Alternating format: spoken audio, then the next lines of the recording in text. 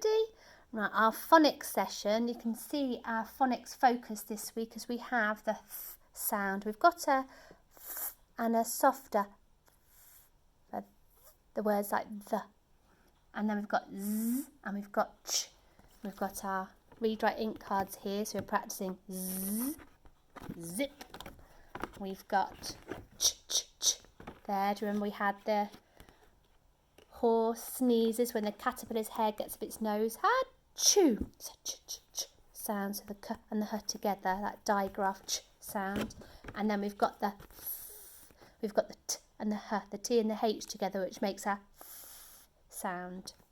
Okay, so before you start doing your phonics writing, have a look at the speed sound chart. Go through the speed sound chart. Have a look at the video that I've done before to go through the sounds to make sure that you know the sounds. They're on our simple speed sound chart.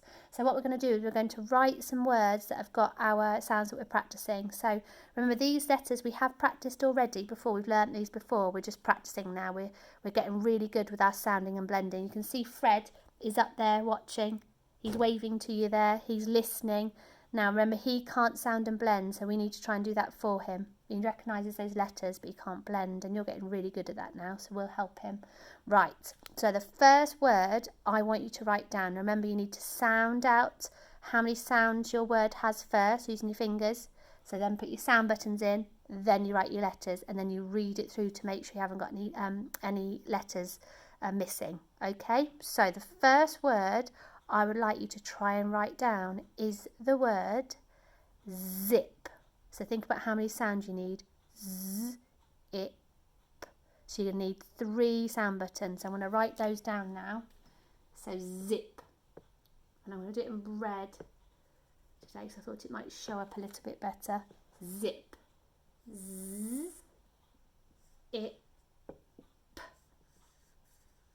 Zip. Zip. So that's your first word. Second word I want you to have a try writing down is the word thin. Thin. So think about what makes that sound. Think about what makes that sound. Remember, it's the T and the H makes that sound.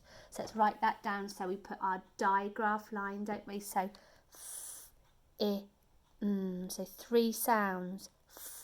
I, So we join these together, don't we? Because it's our digraph. A digraph, 2 letters that makes 1 sound. So I, thin. So zip and thin. The third word I want you to write down is the word chuck. So chuck, when you throw something, chuck. Now can you remember what makes that ch ch ch sound? Do you remember it was this one? The k and the h together, the c and h together makes that ch ch ch sound. So ch a k, ch a k.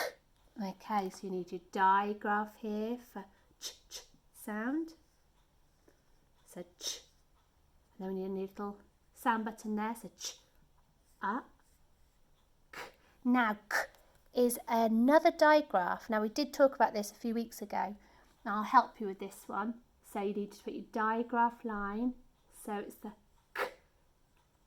So the C and the K together makes that k sound. Quite often these are at the end of words. Makes a harder k sound. So we've got zip, thin, chuck. Okay.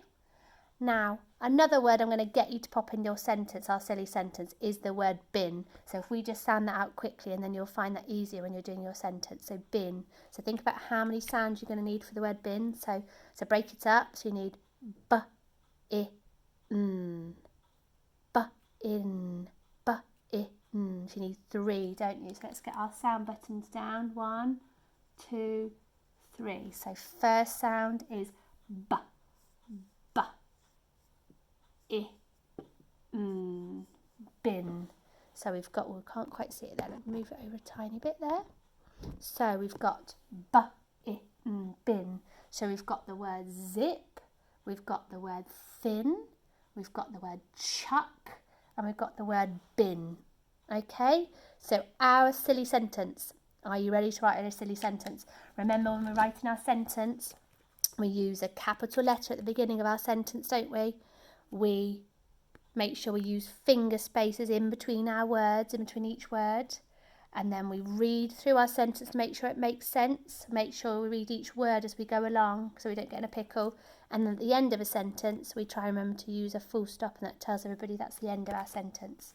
Okay, and we've also got the other checking bits, which are trying our hardest to use our neat handwriting, trying hard to stick our letters at their bottoms on the lines, and we try and use our tripod grip, don't we, so we can write with lots more control. Okay, let's write our sentence then. So our sentence I want you to write this today is, I chuck the thin zip in the bin. I think the thin zip was a bit rubbish, so I've chucked it in the bin. So I chuck the thin zip in the bin. Okay, so the first word is I.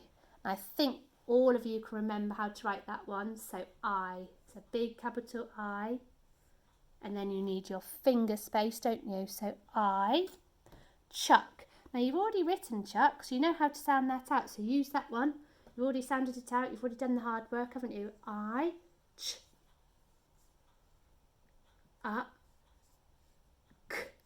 So you don't need your sound buttons when you're writing your sentence. It's only when we're trying to work out how many letters we need, just when we're practicing our phonics. When we're doing the sentence, we don't need to, do we? So I chuck the. So tricky word, the. It's not tricky anymore when you know it. So t and the h together. Oh, so we've got that t and the h sound, haven't we? Sound. I chuck the thin. So we've got that. And we've already sounded it out, so we know what we need. The, I, I chuck the thin zip. So zip. Zip. I chuck the thin zip in the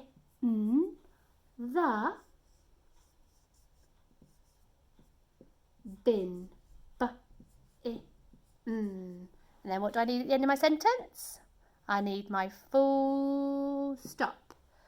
Well done, everybody. I'm hoping you've tried your hardest to do this by yourselves. Remember, we were trying really hard to try and do some independent writing and try and sound out words by ourselves.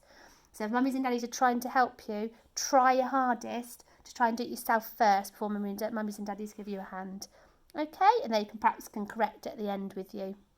And then if you think you've done a super job and you've read it through and you've checked your work and you're really happy that your letters are around the right way and you've used your finger spaces and you remembered your full stop and your sentence makes sense, you haven't missed any words out, then give yourself a smiley face.